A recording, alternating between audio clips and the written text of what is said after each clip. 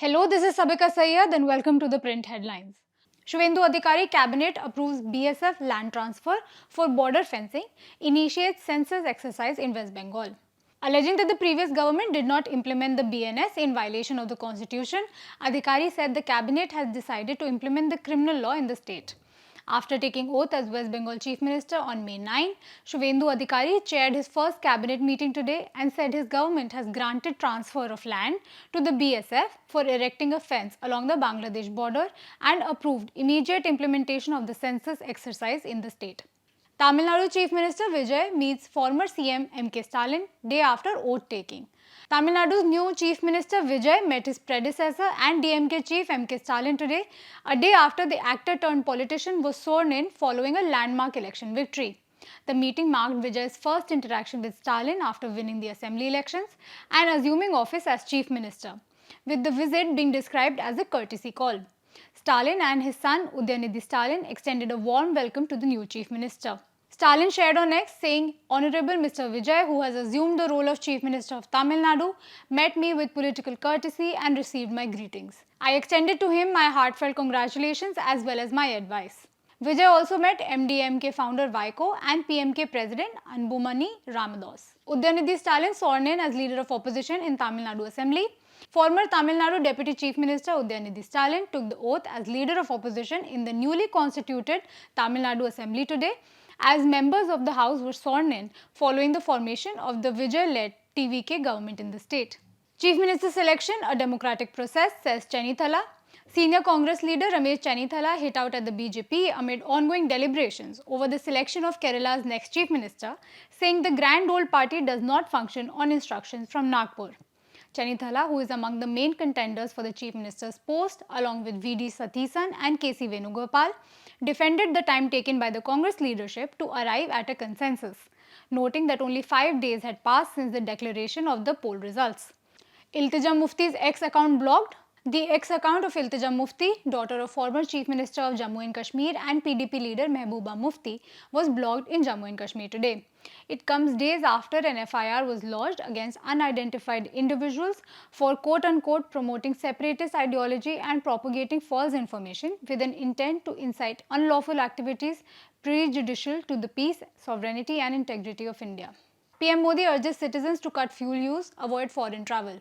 Prime Minister of India Narendra Modi suggests reviving some of the practices adopted during the COVID-19 pandemic, including work from home arrangements, online conferences and virtual meetings. Amid elevated global crude oil prices and an energy crisis triggered by the U.S. Iran war, Prime Minister Narendra Modi called for a collective participation to help the country withstand global economic uncertainties, supply chain disruptions and inflationary pressures. He urged the citizens to make what he described as nationally responsible lifestyle choices and promote the use of local products, asking how can the nation progress if we depend on imports for everything.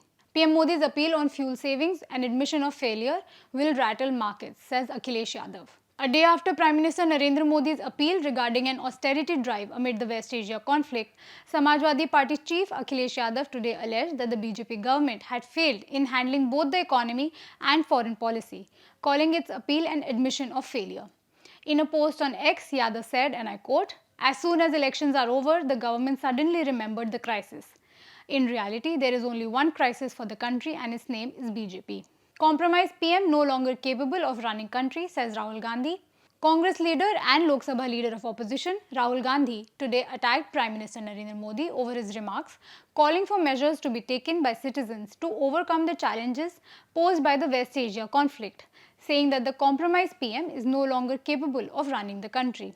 The leader also said that Prime Minister's words were evidence of failure.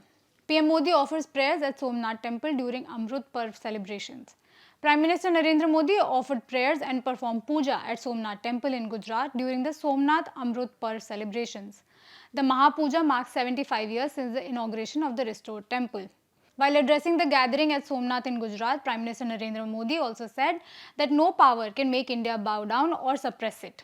He also said India got independence in 1947 and consecration of Somnath temple in 1951 proclaimed India's independent consciousness.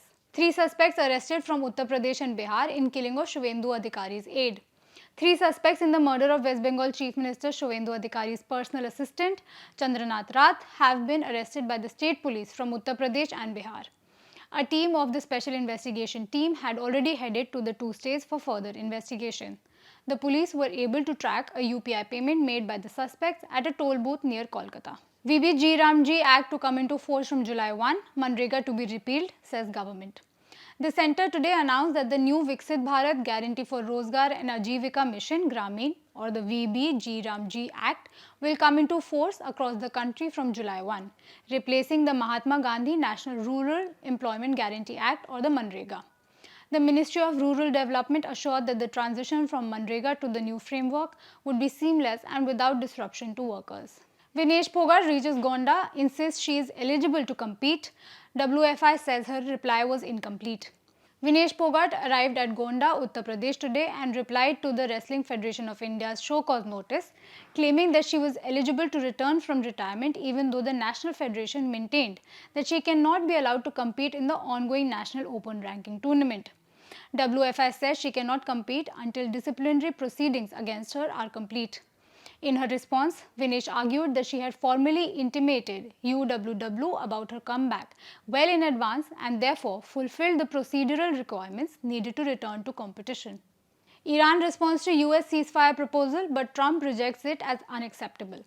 Iran sent its response to the latest U.S. ceasefire proposal via Pakistani mediators and wants negotiations to focus on permanently ending the war. But President Donald Trump quickly rejected it as totally unacceptable with no details. Iran seeks to end the war on all fronts, including in Lebanon, where Israel is fighting the Iranian-backed Hezbollah militant group, and to ensure the security of shipping. U.S. President Donald Trump to pay state visit to China from May 13 to 15th. US President Donald Trump will pay an official visit to China from May 13 to 15 at the invitation of Chinese President Xi Jinping, a Chinese Foreign Ministry spokesperson announced today. The visit comes in the midst of a prolonged US-Israel-Iran war, causing a global energy crisis and the increasing tensions between the two countries over a host of issues, including Taiwan. This will be the first visit to China by a US president in almost 9 years. Philippine Vice President Sara Duterte impeached for a second time. The Philippine House of Representatives has voted to impeach Vice President Sara Duterte for a second time, threatening her plan to run for president in 2028. Today's vote moves the impeachment process to the Senate for trial, where if convicted, the daughter of former President Rodrigo Duterte will be disqualified from holding public office. Duterte was impeached on the same grounds in 2025, but the Supreme Court blocked it on a technicality before the Senate trial could start. Thailand's former Prime Minister Thaksin released from prison. Thailand's former Prime Minister Thaksin Shinawatra was released early from prison today, raising the prospect of a return to the spotlight for the political heavyweight. The 76-year-old telecoms billionaire served 8 months of a 1-year prison sentence for corruption and will be required to wear an electronic monitor during his 4-month probation period.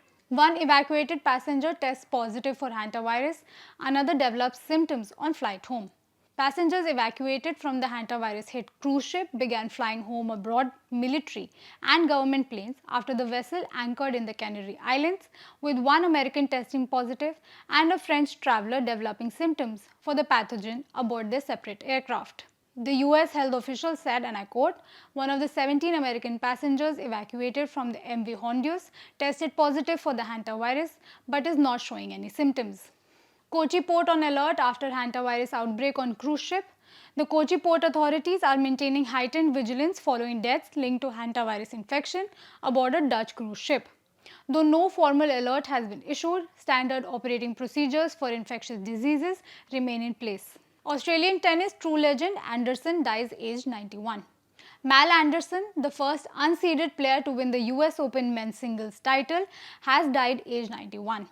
Anderson's career started on a dirt court on a farm, and he went on to become an Australian tennis great, winning the US crown in 1957 and 3 major doubles titles.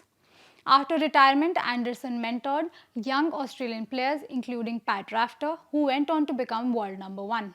Google settles racial discrimination lawsuit for $50 million. Google has settled with black employees who alleged systemic racial disparities in hiring, pay and advancement in a lawsuit filed in 2022. April Curley, a former Google employee, had sued the tech giant for racial discrimination, saying it engages in a pattern and practice of unfair treatment for its black workers. The suit claimed the company steered them into lower level and lower paid jobs and subjected them to a hostile work environment if they speak out. Other former Google workers also joined the suit, which later received class action status. That's all we have for you today. We'll be back tomorrow with the latest.